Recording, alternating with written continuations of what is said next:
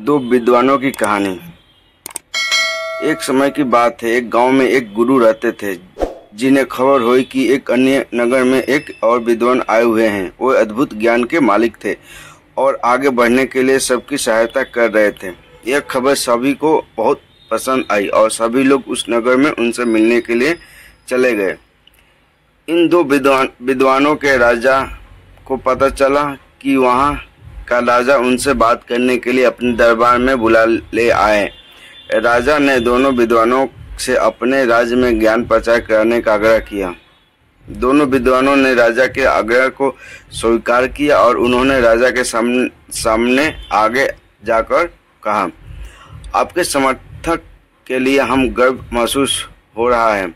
महाराज, हम आपकी सेवा में हमारा स्वतः कर्तव्य मानने के लिए तत्पर हैं। राजा ने खुशी से भरे उठो से कहा, तुम्हारे सामान्य भाषा में जनता को समझाओ। पहले विद्वान मुस्कुराते हुए बोला, अच्छा महाराज, हम आपके राज्य के राजा और प्रजा के बीच बातचीत को सुगम बना सकते हैं। राजा ने आश्चर्यचकित होते हुए कहा, मुझे बिल्कुल आश्चर्य हो रहा है कि तुम कैसे कर सकते हो ये तो मेरे लिए। दूसरे विद्वानों ने मुस्कुराते हुए कहा, महाराज, हम आपके राज्य के लोगों को सामग्री के बिना खाने का ज्ञान दे सकते हैं। राजा ने बहुत ही आश्चर्यचकित से कहा, मैं ये सचमुच मानने में सक्षम नहीं हूँ। कृपया मुझे बताओ, तुम इस बात को कैसे संभव कर सकते हो।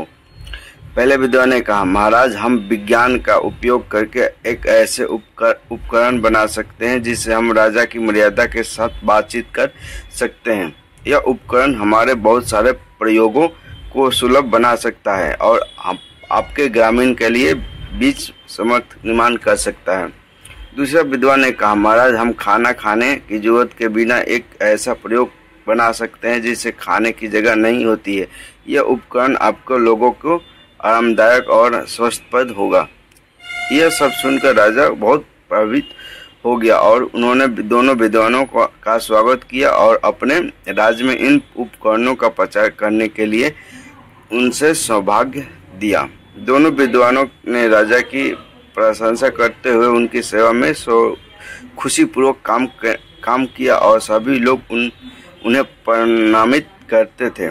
इस कहानी से हमें सिखाया जाता है कि समय से ज्ञान विकसित हो रहा है और बहुत से अद्भुत आविष्कार हमारी मदद कर सकते हैं। दो विद्वानों के उदारता संपन्न और सेवा भाव की मिसाल हमें यह बताती है कि हमें हमारे ज्ञान और कौशल को